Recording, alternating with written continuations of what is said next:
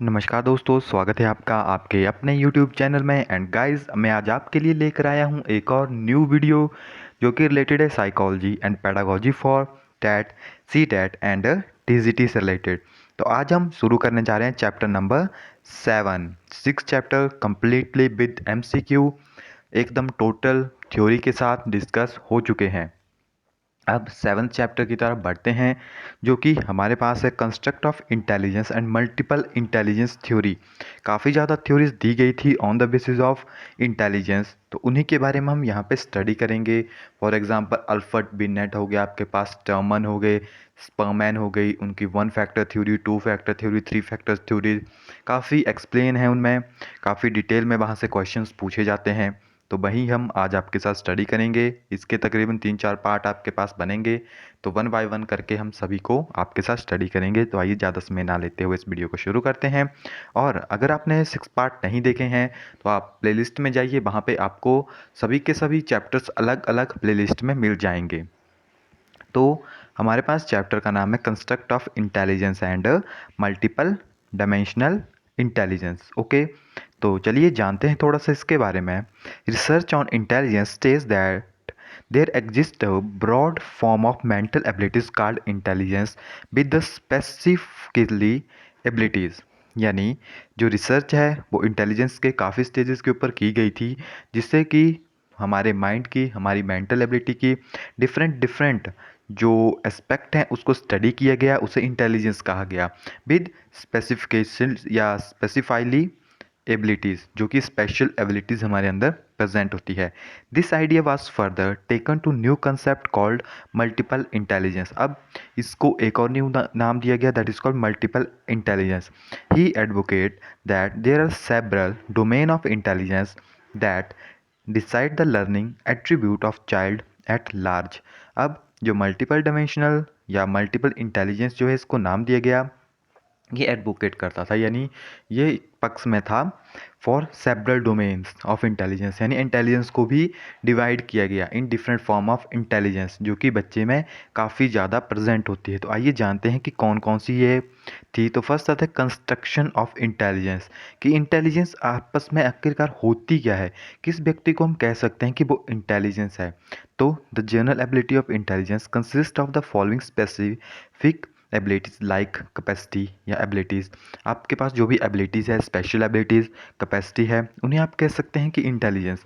अब इंटेलिजेंस की डेफिनेशन भी है थोड़ी सी, तो आइए जानते हैं कि इंटेलिजेंस को किस तरह से डिफाइन किया गया है।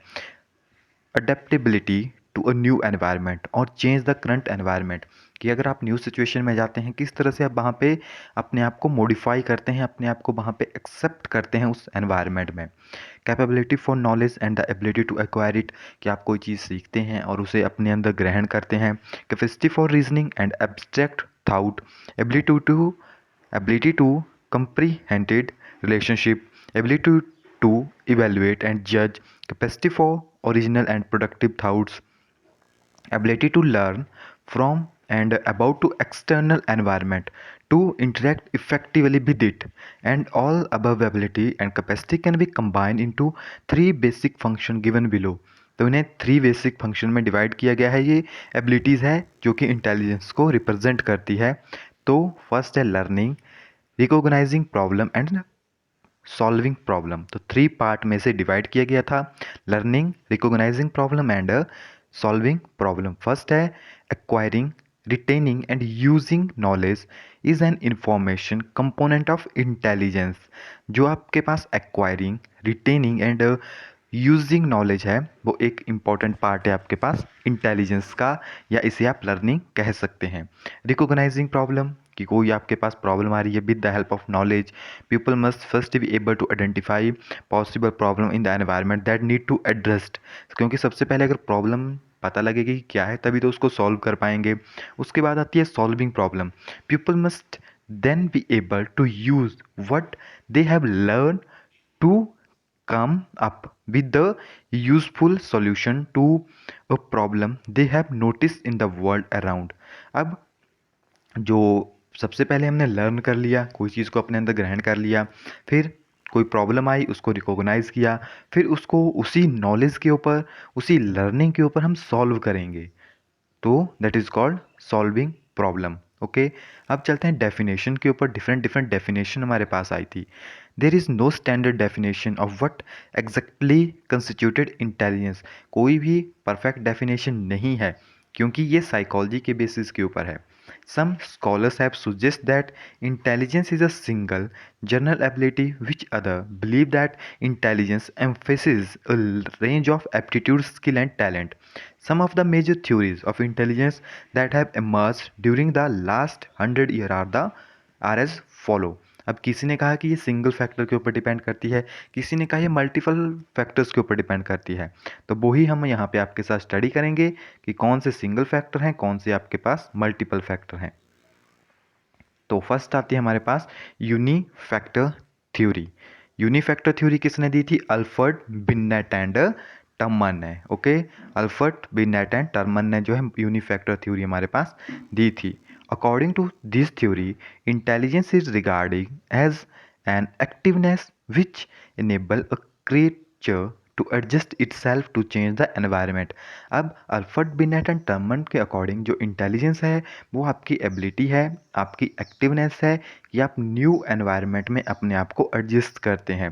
People holding this view believe in born all round mental efficiency as a sign of intelligence. This theory hold that intelligence consist of all pre-basic capacities. Binet and Terman and some other classical psychologists support these views.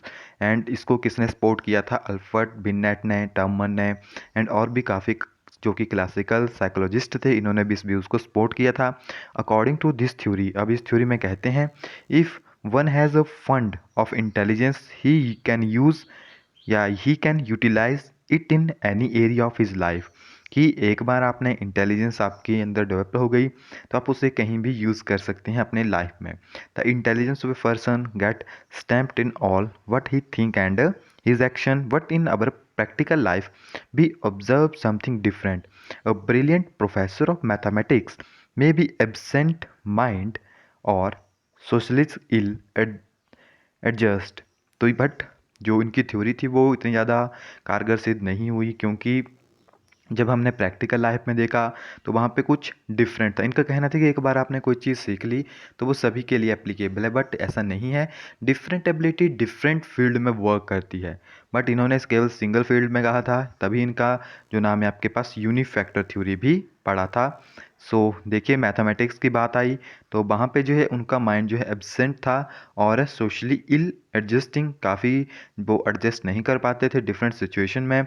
Further analysis of score in intelligence test better या battery show that different tests in the battery are not highly correlated, and hence the unifactor approach is too simple and a complex model is needed to explain intelligence satisfactory। तो जो आपके पास यूनिफैक्टर theory थी वो केवल single factor के ऊपर depend करती थी, जो कि इतनी ज़्यादा कारगर सिद्ध नहीं हुई। इसके पास बाद हमारे पास आते चार्ल्स स्परमैन। तो स्परमैन ने दी थी टू फैक्टर थ्योरी। इन्होंने दो फैक्टर के ऊपर बात की थी, one is G factor. Okay, so चलिए यहाँ पे देखते हैं कौन कौन से फैक्टर्स थे इनके। स्परमैन 1904 proposed the idea that intelligence behavior is generated by a quality within the human mind, which is termed as the general factor in human mind called G। इन्होंने फर्स्ट बात की थी जनरल फैक्टर की, जो कि human mind से निकलता है। ही said that this ji factor is innate and can not be develop. अब इनका मानना था कि जी फैक्टर पहले से ही आपके अंदर होता है, आप इसे डेवलप नहीं कर सकते।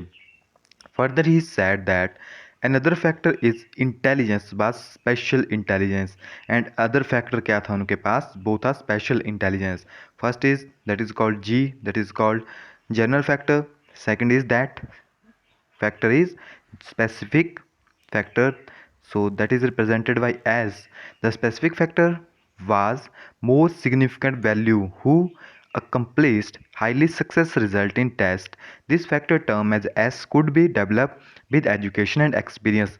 जी फैक्टर आपके पास पहले से ही होता था एंड जो एस फैक्टर है आपके पास वो आपके एक्सपीरियंस एंड एजुकेशन के बेसिस के ऊपर आपके अंदर डेवलप होता था। तो जो आपके पास परमैन की टू फैक्टर थ्योरी है उसमें मेन टर्म है जी एस थ्योरी भी से कहा जाता है। G represent general factor and S represent specific intelligence. तो ये क्वेश्चन आता है कि जी क्या रिप्रेजेंट करता है, एस क्या रिप्रेजेंट करता है। इसके बाद हमारे पास आता है लुइस थ्रस्टन। थ्रस्टन की आपने सुनी होगी, इन्होंने भी जो मल्टीपल इंटेलिजेंस थ्योरीज है उसमें अपना रोल निभाया था। तो इन्होंने दी थी आपके पास primary mental ability theories. This theory focus on a 7 different abilities. अब थ्रस्टर ने आपके पास 7 डिफरेंट पार्ट में से डिवाइड किया था, that is called primary mental abilities. The ability that he describe were. तो इन्होंने कितनी दी थी आपके पास, प्राइमरी में 7 स्टेजेस दी थी या 7 डिफरेंट एबिलिटीज बताई थी। वो कौन सी थी, verbal, comprehensive, inductive reasoning, perceptual speed, numerical और अर्थमेटिकल एबिलिटीज, वर्ल्ड फ्लुएंसी या word fluency, associative memory and spatial visualization. Okay, तो 7 टर्म्स इन्होंने दी थी and Thurstone identify the above abilities after creating a set of 56 tests which were administered on 240 college study for his analysis of result the development his primary mental ability theory। अब इन्होंने 56 test किए थे इस theory के ऊपर and 240 college के अंदर या स्टूडेंट्स में ये किए गए थे 240 कॉलेज के स्टूडेंट्स के ऊपर। उसके बाद प्राइमरी मेंटल एबिलिटी थ्योरी आपके पास बनाई गई थी।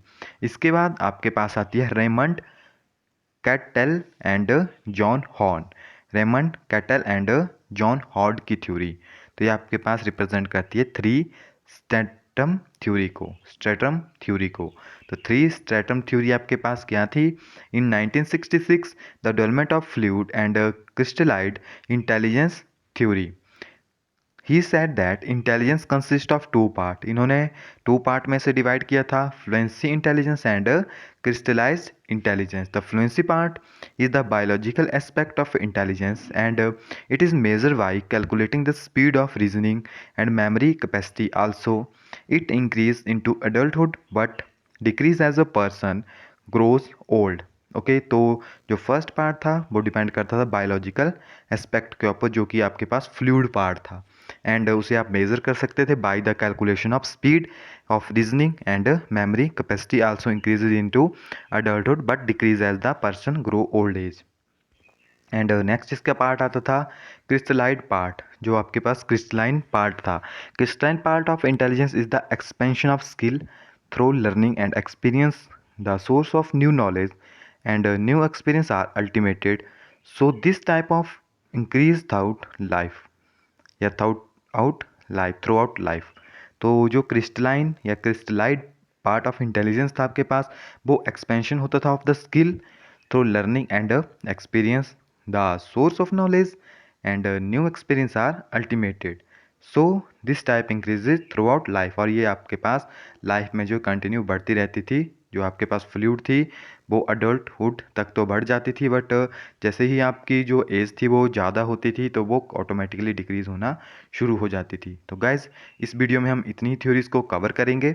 इसके बाद हम जो भी इंपॉर्टेंट थ्योरीज़ हैं उनके ऊपर चलेंगे।